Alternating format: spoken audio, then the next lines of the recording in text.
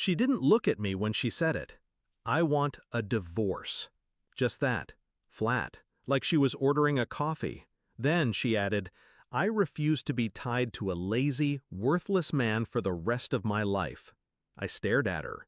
Not angry, not shocked, just still. She didn't know what I'd built behind closed doors, what I'd been stacking in silence year after year while she rolled her eyes at my failed dreams. I let her think I'd failed, that I was safe to insult.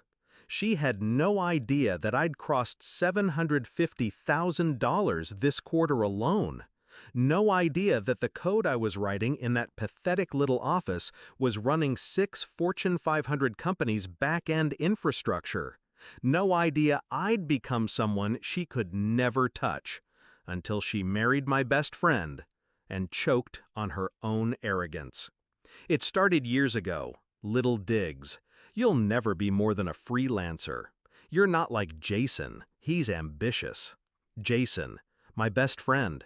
Until he started staying over even when I wasn't home. Until she stopped asking if I was hungry at night.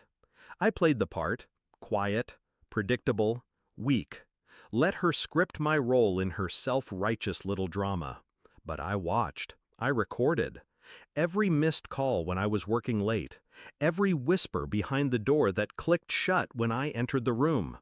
When she left, she didn't ask for alimony, didn't even take the car. She thought she was upgrading, thought she was trading me in for a man with potential. The joke wrote itself. I started laying the foundation the moment the papers were signed. Moved my operations to a holding company. Rerouted income through layers of legal fog. Paid myself a modest salary. Left the rest in silence. She didn't ask about assets. Didn't know about the crypto wallet.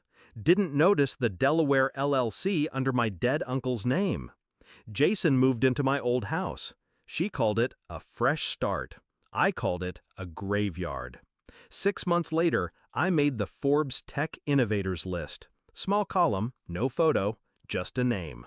She didn't recognize the business, but Jason did. He called me, congratulated me, his voice tight. I could hear the panic leaking through.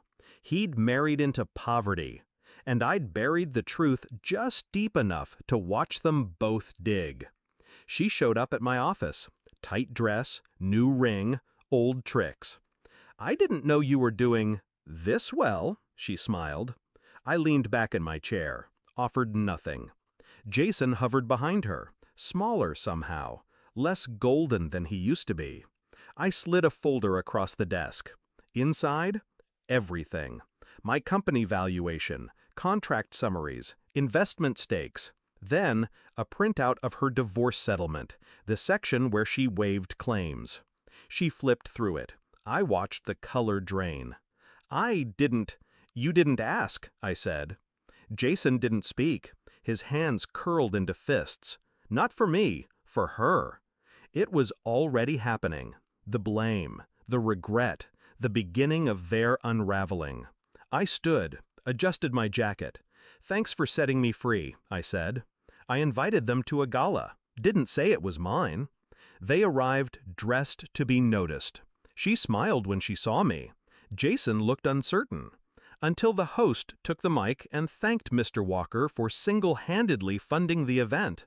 All eyes turned to me. I watched her freeze, watched Jason step back from her slightly, like guilt was contagious. Then I approached, calm, measured. I hope you're enjoying the evening, I said. She opened her mouth. I turned to Jason. She ever tell you how she called me worthless? His jaw clenched. I believed her, I added, for a while. That was my mistake. I walked away. Didn't need to stay for the implosion. They divorced within the year. He filed. I read the paperwork when a mutual friend leaked it to me. Emotional abuse, manipulation, infidelity. It read like déjà vu. But it wasn't my story anymore. I bought the house they used to live in, leased it out, tripled the rent. Sometimes I drive by, just to remember what silence cost me. But mostly, I forget her. She doesn't live in my mind anymore. just in my rearview mirror, small and shrinking. Moral of the story: never mistake someone's silence for weakness. The loudest revenge is the one whispered by success. When those who doubted you realize too late that they traded gold for dust.